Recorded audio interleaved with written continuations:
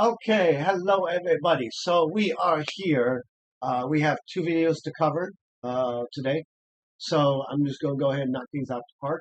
Um, so we are up, I believe, if I remember correctly from the other day. Sodom and Gomorrah was just destroyed. Lot left. His wife got turned to a pillar of salt. Okay, and here we go. So, and journeyed from there, talking about wherever he was, Abraham to Negev, the Negev, and he dwelt between Kadesh and Shur. Okay, so Kadesh, we hover over it, and if it gives us context, okay, is a city in the extreme south of Judah. Okay, and Shur is a place southwest of Palestine on the east border or within the border of Egypt. Okay, and stayed in Gerar, a lodging place, a Philistine town south of Gaza. Okay, so all you gotta do is think Gaza. You gotta find Gaza on the map, and then go south somewhere. Okay, and said Abraham of Sarah, his wife, my sister she is. Okay, so I've already been able to pick up on what this is about. I remember this story. So basically, the first, without revealing the story to you guys, Abraham is going into a new city and he wants everybody to think that his wife is his sister. Okay, which I think for one would cause a lot of problems. We shall see what kind of problems they cause. My sister she is, and sent King Abimelech of Gerar. So he's the king of this area that Abraham and Sarah are going into. And took Sarah, right? But came God to Abimelech. Abimelech. Sorry, let's pronounce out. Avimelech. Avimelech. Okay. Avimelech. Okay. But came Sarah to, but came God to Abimelech. So God goes and visited. That's Elohim, by the way. Elohim. Okay. Elohim. The divine ones. Okay. Talk about the Trinity. God visits Abimelech, the king, in a dream. One of the most profound ways he visits people, in a dream, by night, when he was sleeping, and said to him, behold, you are as good as dead. Ah, you know, I don't know about you, but if God were to come to me and say, you are as good as dead, that's not something good to hear in any sort of way. I mean, that's like, I'm in huge trouble. You know, I can't think of many places in the Bible where God would say, you're as good as dead. That's like the equivalent of saying, you might as well hang up quick because you ain't going to win. But he says you are as good as dead. Okay? To die, kill, or execute. Okay? And we're on YouTube, so we don't have to worry about TikTok's nonsense of words. Then he says a statement, then he gives the reason. Because of the woman whom you have taken, for she is married. Okay? So in other words, God reveals in a dream to Abimelech that the woman that he has taken to be his bride is already married. Now, what's the problem with that, you would say? Well, if she's already married, what is he committing? Adultery. But he doesn't know he's committing adultery. Okay, so it's It's the Greek word. Uh, so when he takes the woman to be his, he's committing what is known as agnoema.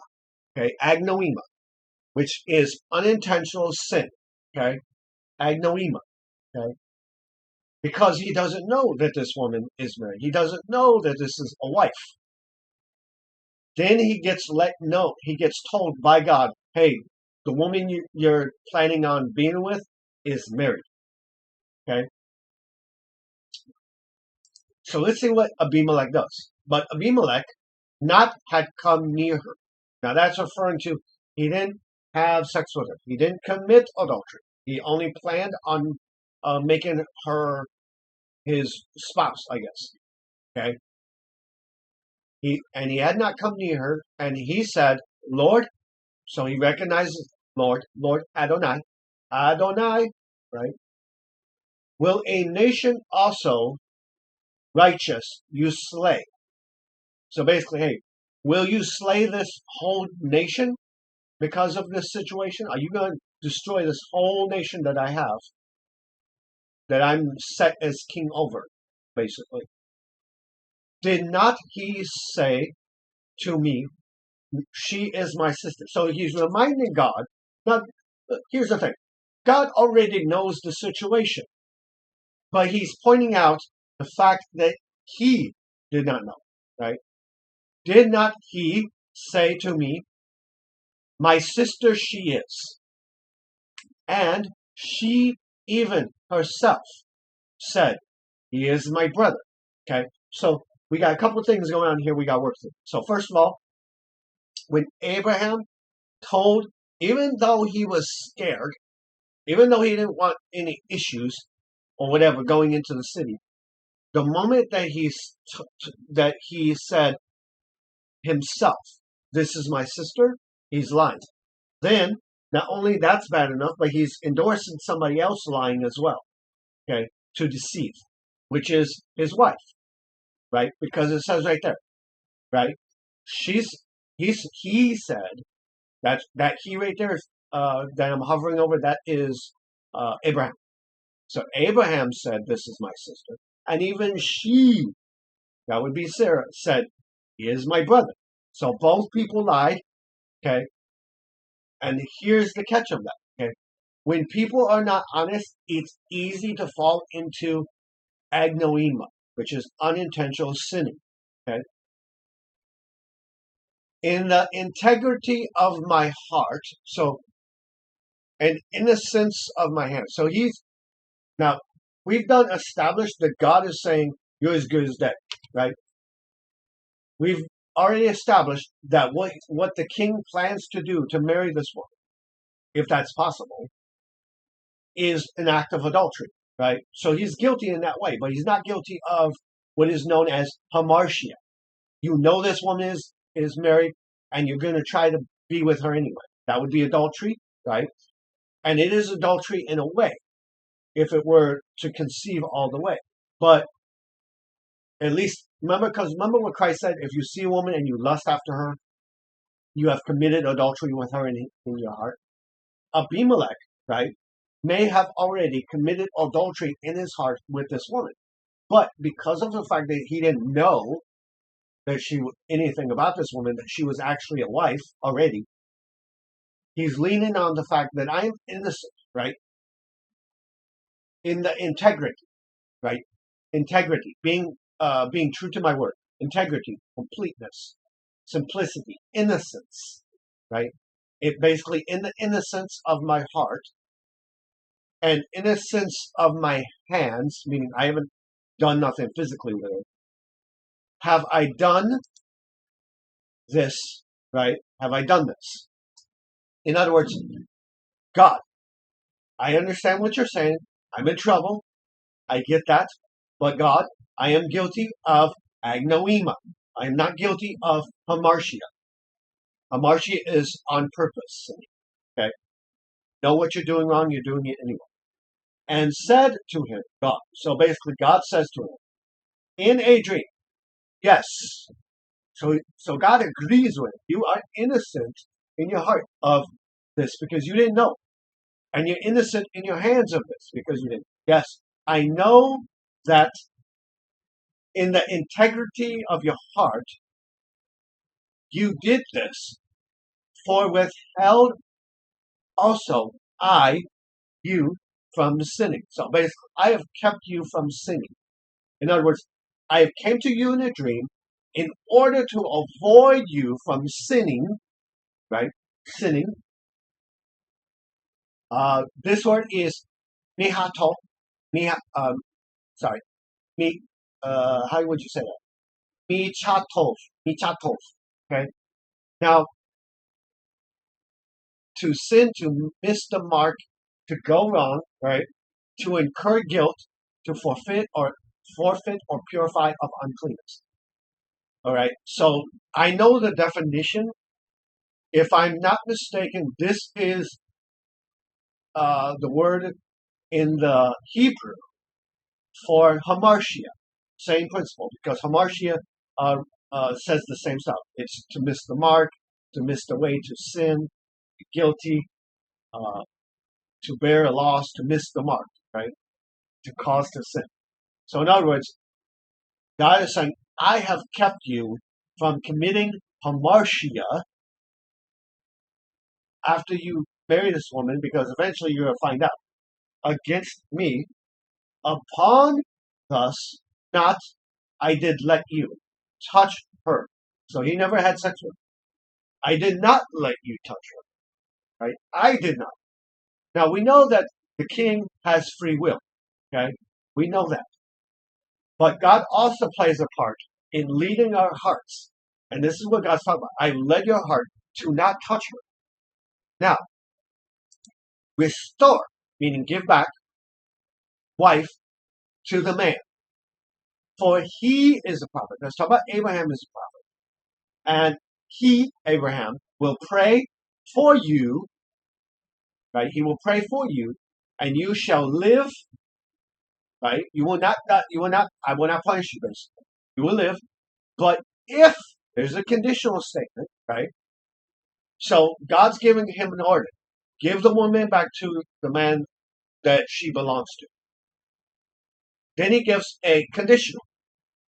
He said, give it back to the woman. Give the woman back to the man that belongs to. He's a prophet. He will pray for you. That's what God desires. And what will happen if you do this? Will live. But if not, you do restore her. Basically, if you choose of your own free will not to listen to me, what will happen? Know that surely you will die. Tamut. You shall die. Tamut. To die, kill, execute. You shall die, you. And all who are yours. So, you and your whole household, basically. So rose early, Abimelech basically got up early in the morning, okay, and called all his servants, however many there were, right, and he told all things, these in hearing, and were afraid the men, right? So he told all these things that happened to in the dream, basically. And all the men were afraid very much. So they were like, oh my goodness, we're in trouble. God's coming after us, right? And he called, that this word called would be summoned, right? To call out. But the one that would imply here would be to summon or invite or to call for. Okay? So basically he sends out his servants, and his servants go get the person. And called Abimelech so basically Abimelech summons Abraham and said to Abraham, what have you done to us? Meaning, why have you done this to us? Why have you deceived us? And how have I offended you? Meaning, what have I done to deserve this? I have done nothing to you, right? That you have brought on me and on my kingdom, that's talking about the whole city or whatever, a great sin, right? A sin great, right? Chata, a sin offering. Chata. No, wait. Yeah, chata'a, great. sin, okay, deeds. You have brought upon me falling into a very big, great sin action that not ought to be done. I mean, laying with your wife is not something I should have done. I should do. You have done to me, right? So basically, he's like, hey, summon Abraham to me. I want to hear why Abraham has done this. And he calls Abraham. Abraham goes to him and he basically says, hey, yo, dude, what wrong did I do to you? What's up with that? Okay, what wrong did I do to you? Okay. What's up with that? Why'd you do that to me? I did nothing to you. Right? I didn't stab you in the back. I didn't do anything to you. Why are you doing that to me? Right?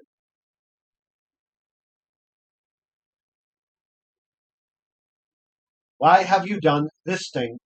Right? So now we have the response from Abraham. And said Abraham, because, so now we get a reason why he, and this is where we see the reason. Okay? We get a reason why Abraham said the words to call her his wife, his sister. Because I thought, surely is not the fear of God in this place. In other words, I came in this city and I assumed that the people here did not fear God. Right? So I was afraid.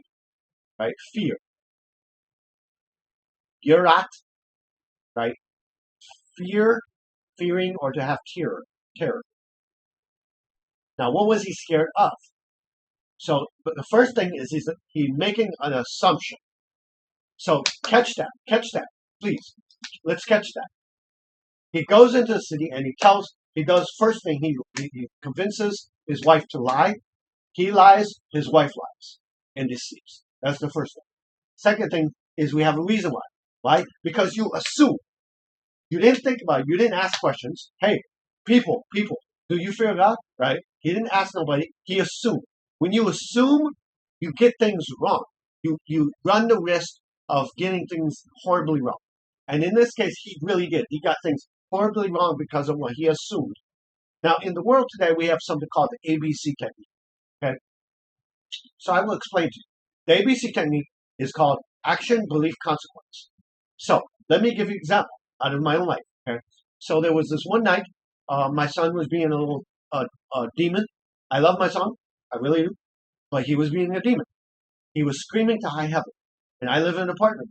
Okay, so that's the action. He's screaming to high heaven. That's the action. Okay, the belief is what you feel or think about that action. Okay, so the belief that I had was, if he keeps screaming, I'm going to get kicked out of it.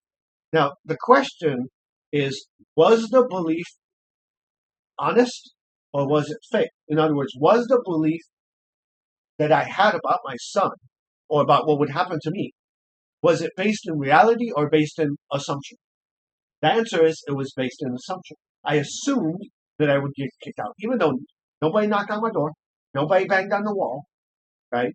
No cops were called, right? So you get the idea. So I made an assumption, just like Abraham did. He made an assumption, right, based on an event that was taking place. And so what happened? I yelled at my son. And I'm not proud of that, but I'll be honest about it. I yelled at my son, right? I told him to knock it off. Okay? And I got upset with him, right? So you see the point there. The action is always accurate. There's no way that the action goes wrong. Understand that. The belief has the possibility of going wrong based on whether or not your belief is based on reality of what I actually know or based on what I feel and think. Imagine, what could happen, what might happen, right? And then the C is the consequence or the result that happens from the belief, right? So in this case, when we plug that ABC into the thing, the action here would be Abraham going into the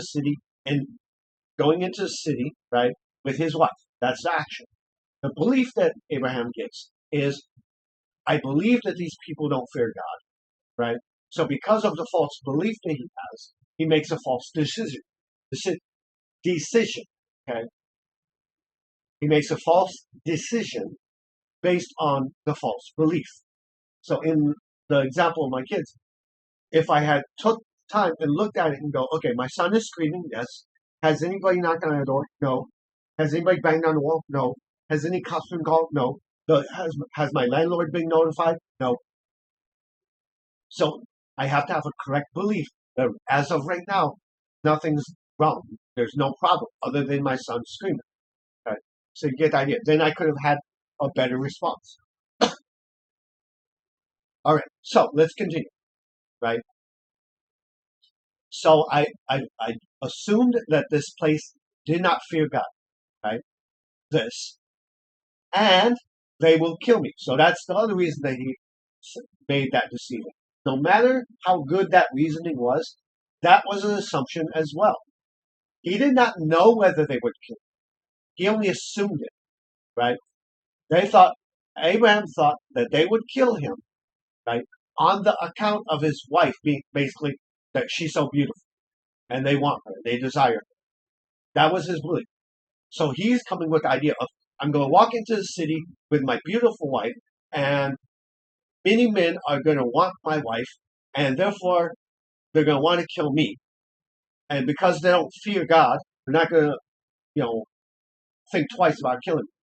Right? So that's why he not only lied himself, but why he convinced Sarah to lie. Okay. Then it goes on and says, but truly indeed, my sister, the daughter of my father, she is. Okay, so now he's speaking something of honesty. Okay. He's saying truly, meaning I'm telling you the truth. She actually is my sister. She's the daughter of who? My dad. But she is, but not the daughter of my mother. So half sibling, right? So Abraham and Sarah, so just for record, Abraham and Sarah are half siblings. They have the same father, but they have a different mother, right? She is not the daughter of my mother. And she became my wife, and it came to pass when God caused me to wander from house of my father, meaning I had to leave the house of my dad, that I said to her, this is your kindness that you should do for me. In every place, wherever we go, there, say of me, he is my brother. So it's a continual line. Now this part right here where he's saying everywhere we go, that changes the sin that they are doing. Okay. Or specifically the sin that he is requesting her to. Because now it's making a pattern out of it, right? Wherever we go, many times, wherever we go, say this is my brother, right? So you get the idea. He's making a practice out of hamartia. He knows who she really is. That's his wife, even though she's half sibling.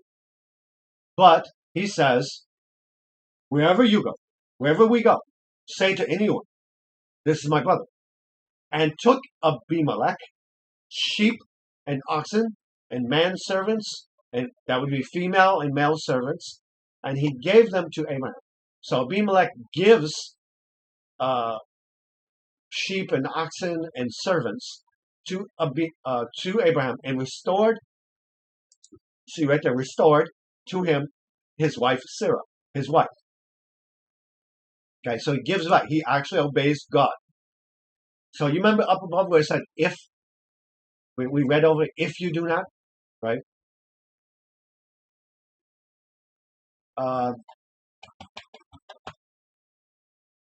You will surely die. Right here. But if you do not restore her, right? So what does he do? He restores. And what was God's promise? Right? Let's go back down. What was God's promise? God's promise to Abimelech was, if you restore her, you will live. Nothing will come upon you. But if you don't restore her, you're in trouble. So what's he do? He restores to Abraham Sarah, his wife. And said Abimelech, see, is my land before you where it pleases you. In other words, you may live wherever you want. Dwell. Right there, dwell. Sheaf. Dwell. Sheaf. you may dwell.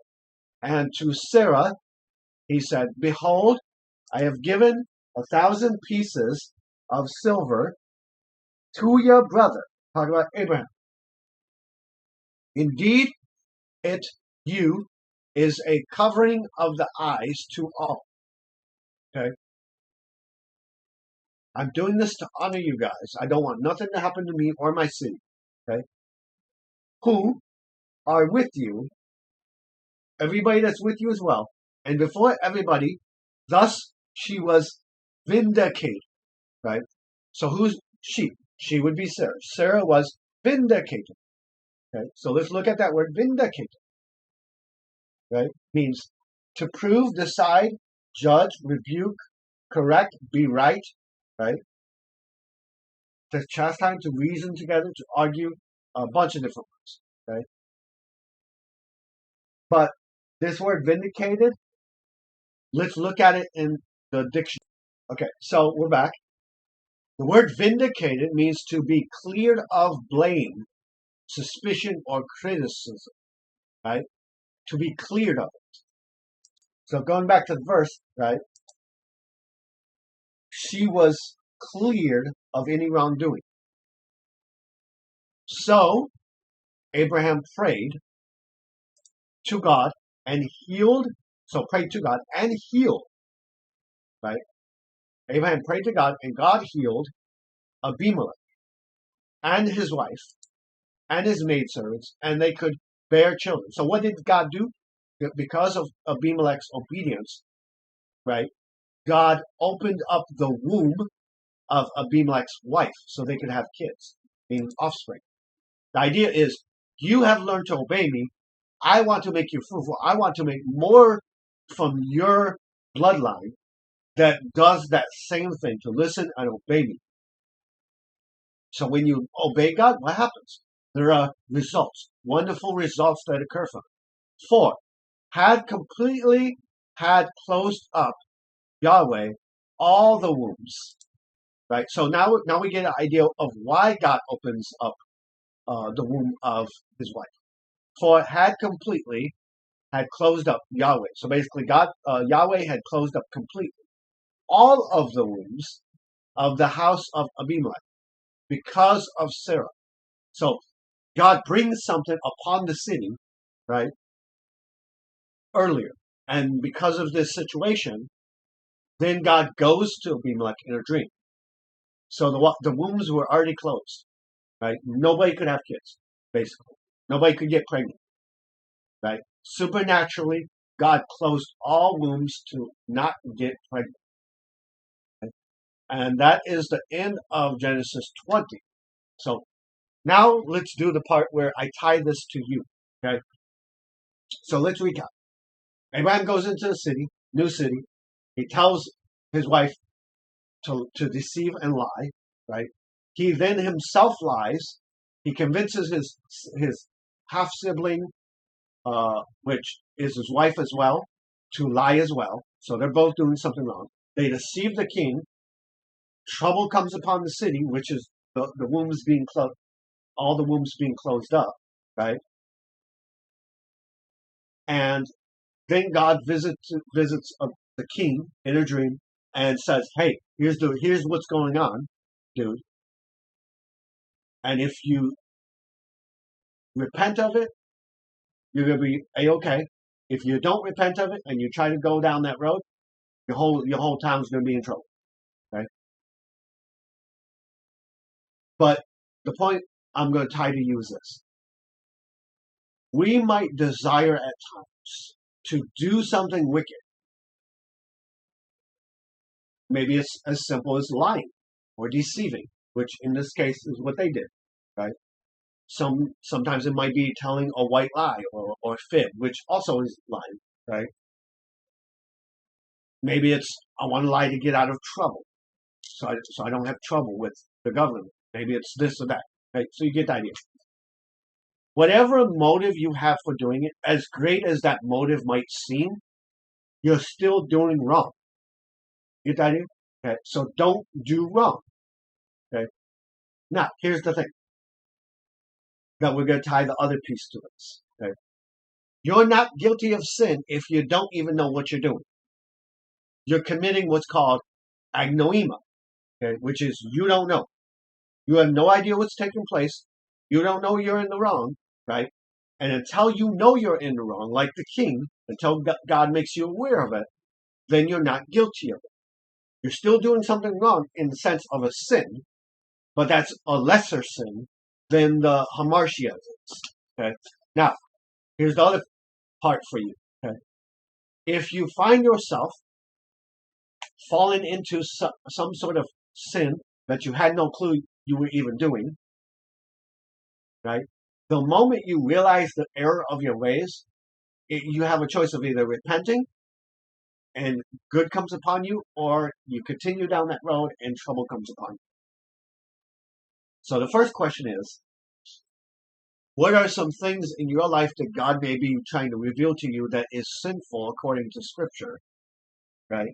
According to what He says, that maybe you're trying to ignore, which would be hamartia, because it would be you know about it, or what's something that God has brought along your path. So you get the idea that I'm going with, which is God's either going to make you aware of something that you didn't even know you were doing, and that happens as we draw closer to God, or you already know you're doing something which is way worse. That's a more deeper sin, right? You know what you're doing wrong. You need to repent. Okay? Otherwise, just like this city, there's going to be trouble that comes upon you. Okay? Anyway, guys, thank you for your time. I'll be back soon with Genesis chapter 21.